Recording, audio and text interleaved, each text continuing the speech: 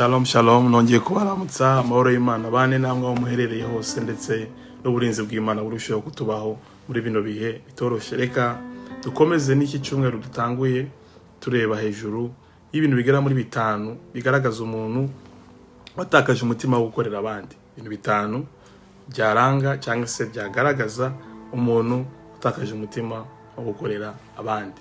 Nk'uko mubizi turi mu cyumweru cyangwa se turi mu kwezi turimo turavuga hejuru y'indangagaciro yo gukorera abandi, servanthood. Reka dutangire n'icyambere ushobora kumenyera umuntu watakaje umutima wo gukorera abandi. Icyambere, gushaka kwemerwa imbere yawe urimo gukorera. Abantu benshi bashakisha kwemerwa mu buryo butandukanye. Iyo tugeze mu gukorera abandi, hari abantu basunikwa no gushaka kwemerwa, bakifashisha ibyo barimo barakora kugira ngo bemerwe.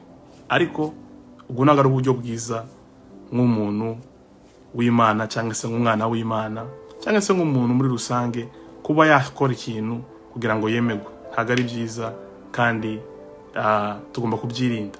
Rero uyu umuntu yakoze ashaka kwemerwa, iyo atemewe ashobora kwangiza n'ibyo yakoze, ashobora no kwangiza abo yakoreye, ashobora no gukora ibintu bitari byiza kuri babandi kandi byitwa ko yari kubakorera ibyiza. Rero nk'uko mubizi mu busobanuro twavuze yuko gukorera abandi tubakora tutitaye ku bidutandukanya, yaba ku rurimi, yaba mu bihugu tuvamo bitandukanye, cyangwa se ku ruhu rudasa n'ubwo urimo gukorera.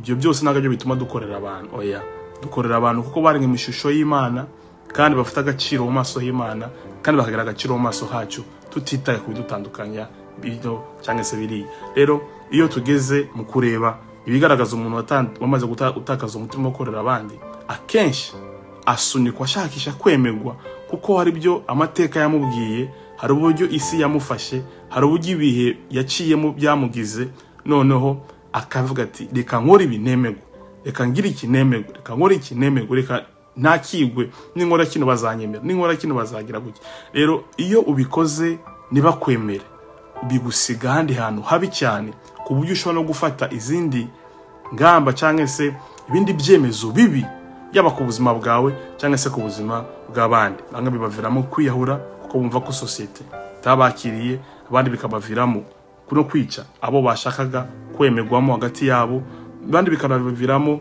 no guhimbamo inkuru zitandukanye z'ibinyoma kuri ba bantu barimo barashakisha kwemerwamo muri abo bantu. Rero ni ikibazo gikomeye tugomba kwirinda nk'abera cyangwa se nk'abana b'Imana. Muri bintu bituma turavuga hejuru yo gukorera abandi, dusuzume imitima yacu, ese ibyo ndimo ndakora ndashaka kwemerwa, ndimo kurondera kwishimirwa n'abantu? Icyo kintu tukirinde, tukivemo, dukora ibintu dushaka gukorera abantu kubera ko bari mu ishusho y'Imana, tutarindiriye ikindi kintu kibavaho. Kuko iyo babigize cyangwa se batabikoze, iyo babikoze Imana ishinge, batabikoze ntacyo bitwaye, wowe wakoze ibyo usabwa gukora nk'umwana w'umuntu.